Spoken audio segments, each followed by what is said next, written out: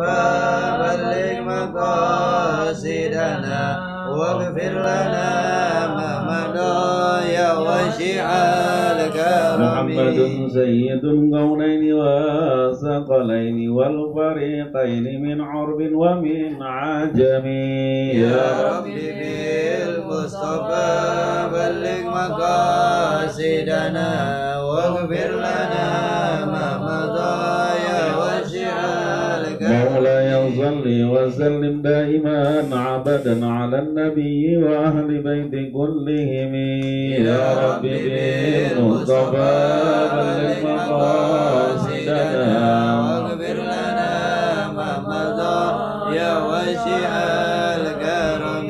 يا رسول الله سلام عليك يا ربيع الشان والدرج.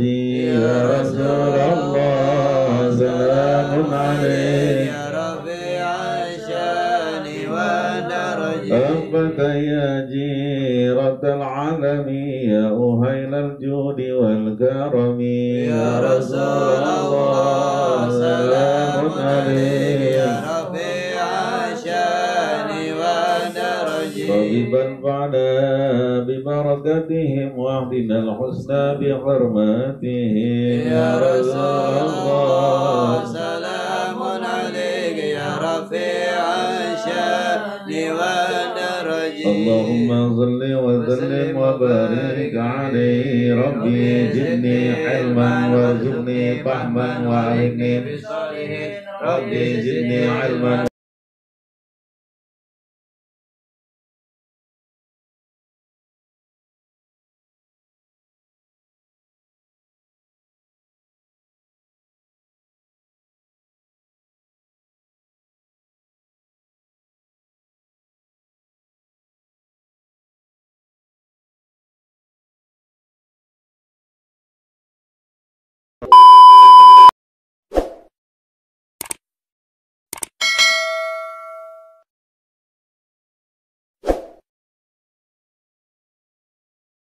warahmatullahi wabarakatuh. Waalaikumsalam warahmatullahi wabarakatuh. Bismillah walhamdulillah wassalatu wassalamu ala rasulillah sayyidina Muhammad bin Abdillah wa ala alihi wa sahbihi wa mawalah la hawla wa la quwata illa billah.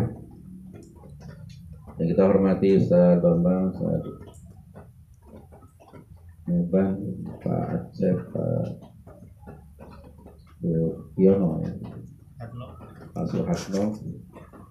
Alhamdulillah kita bersyukur pada Allah Subhanahu wa taala walaupun kondisi hujan, namun memang sudah terbiasa ya. Setiap Rabu malam Kamis kita duduk di tempat ini di majlis. Karena sesungguhnya orang kalau udah biasa datang ke majlis di hari jam tertentu, kalau dia nggak datang nggak enak. Di rumah ya tentu sama keluarga, tapi nggak ada nilai apa-apa. Tapi kalau di sini dengan tambah hujan justru tambah pahala. Baik, kita lanjut materi kita. Dikatakan asadun nasi hasratan yaumal qiyamah, orang yang paling rugi pada hari kiamat. Jadi asadun nasi hasratan yaumal qiyamah, jadi orang yang paling rugi. Rugi aja udah gak bagus, tapi udah paling rugi. Kalau rugi di dunia, rugi umpamanya orang dagang, rugi. Dia masih tetap dagang besoknya. Tapi kalau rugi di akhirat, nggak bisa. Ya, sebab akhirat udah darul jazaa, hari pembalasan. Siapa itu? Rajulun, seseorang, siapa aja, pokoknya udah balik, laki perempuan ya. Amkanahu, memungkinkan baginya, amkanahu mungkin baginya, tolabul ilmi, mencari ilmu. Di sini adalah ilmu agama, ilmu syariat, ilmu yang pokok. Apa ilmu yang pokok? Ya tauhid, ya. Al-Quran, fikih, hadis, itu yang utama itu ya. Jadi memungkinkan dirinya untuk mencari ilmu. Fid dunya, di dalam dunia. falam yatlubu, tetapi itu nggak dilakukan tuh. Ya, maka dia termasuk orang yang paling rugi, nggak dilakukan. Yang kedua, warajulun 'allama ilman, seseorang yang mengajarkan tadi nih ilmu agama, ya. Patan fa'abihi man sami'ahu, tapi bermanfaat hanya bagi orang yang dengernya. Jadi pendengar ia mengambil manfaat dari orang yang ngajar ini. Minhu, daripadanya, dunahu. Ya, sementara yang ngajar kagak dapat manfaat. Ini rugi dua nih, yang kedua.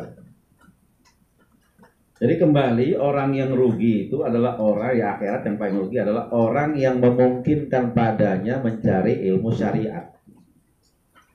Kenapa memungkinkan? Badannya sehat, ya. Yang kedua, bisa jadi tempatnya dekat. Apalagi ada duit, ya. Waktunya ada, itu memungkinkan tuh. Tetapi dia nggak mau datang, ya. Jadi nggak mau nimba ilmu. Udah dekat, memungkinkan, duitnya ada, nggak mau tuh. Maka di akhirat termasuk dia orang yang merugi banget. Kenapa rugi banget? Ya, sebab melihat orang lain pada masuk surga, ya. Melihat orang lain dapat keutamaan. Ibadah kan kalau nggak pakai ilmu ditolak. Tapi kalau kita masih dalam kondisi belajar, walaupun belum sempurna, namun kategori belajar masih diterima juga tuh. Jadi semua amal jadi diterima tuh. Jadi kalau kita mengacu kepada, ya, hadis Rasul kan, duduk aja nggak ngapa-ngapain itu, ya, lebih baik itu ketimbang sedekah 1000 kuda perang, ya. Bahkan lebih hebat daripada 1000 kali sholat sunnah rakaat. Itu tinggi banget. Jadi kalau dulu malah susah, udah lampu gelap, ya. Gelap kan lampu, jalan juga ngedebel, ya, debel, belok. Kadang-kadang juga jauh. Tetapi orang dulu tetap tuh menuju tempat-tempat ilmu. Jakarta pusatnya Kuitang, orang subuh jalan. Mungkin kalau Bekasi Kartini, ya, jalan Kartini nggak kayak sekarang, ya, soalnya susah. Tetapi tetap aja orang mencari tadi tuh keutamaan dengan hadir dalam majlis-majlis ilmu. Ya syukur-syukur ya pesantren, ya. Pesantren pasti otomatis dia. Tapi kalaupun nggak pesantren, banyak juga orang yang sukses jadi ulama besar dari pesantren, banyak, ya. Seperti Syafi'i Hazami itu nggak pesantren, ya. Kiai Haji Rizki Zulkarnain nggak pesantren, ya. Justru banyak juga yang nggak pesantren, asal orang itu rajin bodinya.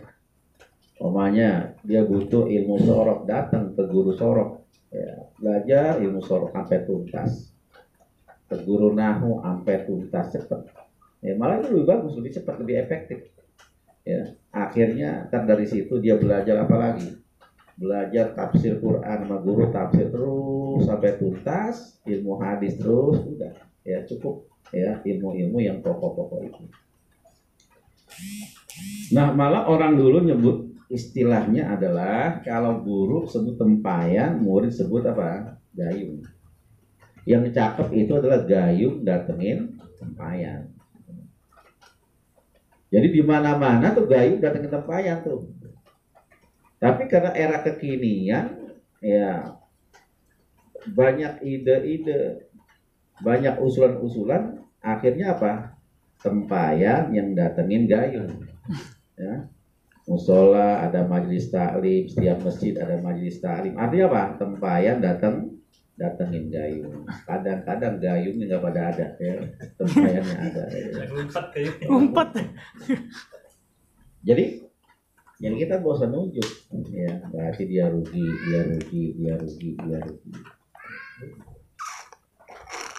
Kalau nggak bisa tiap hari, seminggu sekali, ya, seminggu sekali hadir dalam majelis-majelis begitu. Biar apa kita tadi tidak tergolong orang yang rugi, ya. Mau jamaahnya banyak, mau sedikit, datang aja udah. Biar kita tergolong bukan orang yang rugi. Bahkan dikisahin orang yang rugi nanti model begini nih, sampai nyeselnya itu sampai gigi sampai jari-jarinya putus, gigit jari ya, orang dapat kebaikan dia kagak, sampai putus jarinya saking nyeselnya. Nah, jadi jangan sampai kita masuk kelompok yang pertama nih, ya. Kalau belajar agama mah kuncinya itu adalah takziman wa takriman, menghormati, ya, menghormati ilmu sebenarnya. Menghormati guru, insya Allah itu memberikan barokah kepada apa yang dicarinya. Jadi kalau kita nggak mau rugi ya begitu, ajak bini kita atau suruh bini kita hadir dalam majelis-majelis ilmu. Sebab apa? Buat amal dia nanti, biar dia juga nggak rugi. Jadi jangan kita doang ngaji, dia suruh ngaji walaupun hanya seminggu sekali, supaya nanti dia nggak tergolong orang yang rugi. Jadi mumpung masih hidup, kalau udah mati mau enggak, mumpung sehat. Sebab kan orang nggak selalu begini. Tiba saatnya, jangankan bangun dibangunin tuh. Udah kalau udah begitu nggak bisa udah. Ya, kalau udah nggak begitu nggak bisa. Makanya di mana atuh batang udah biar kita masih tergolong orang yang nggak rugi. Lagi tempat yang paling berkah adalah majelis ilmu. Sebab di sana itu apa namanya?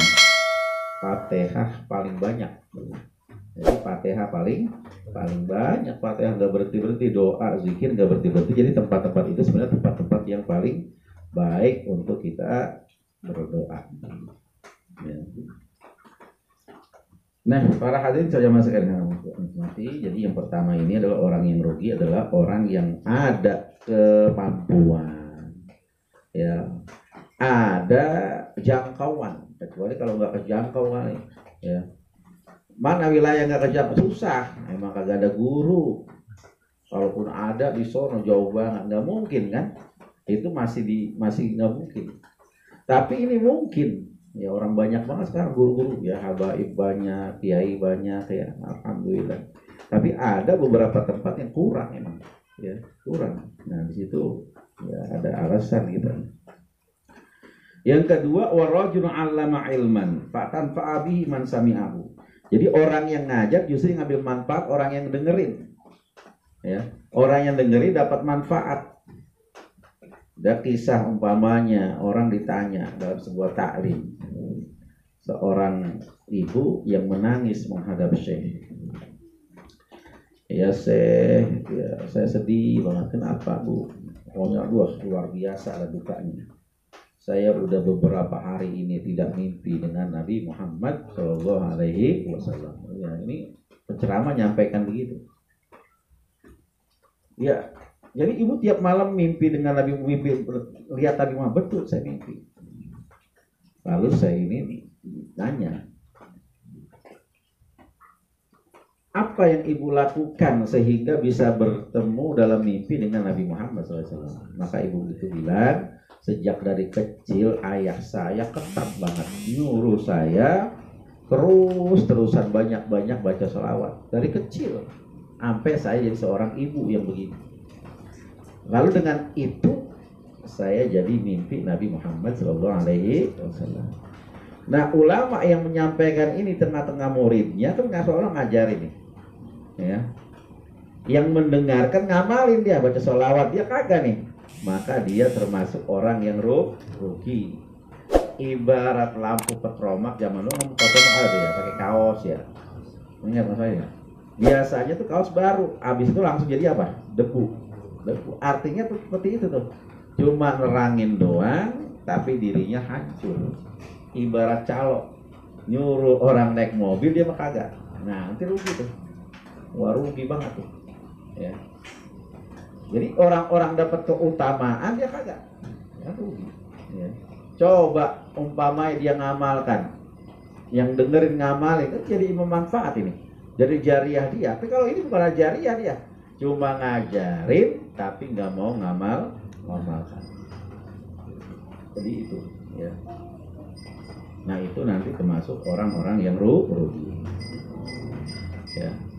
Kalau kita berkaca kepada orang dulu rajin banget ngajinya, apalagi nenek-nenek zaman dulu ya kan, banyak itu masih dia hafal surah Yasin, hafal tahlil ya, sifat 20, doa-doa ya, selawat-selawat, bahkan akidah dia hafal, tapi suruh baca kagak bisa ya. Ditunjuk hurufnya, umpamanya mana huruf Yasin kagak tahu dia, tapi hafal mah hafal. Kenapa bisa begitu? Saking rajinnya datang ke pengajian tuh ya. Ya nggak apa, masih bagus juga ya. Kadang-kadang nggak mau dibenerin udah ya, emang begitu karena dengernya begitu.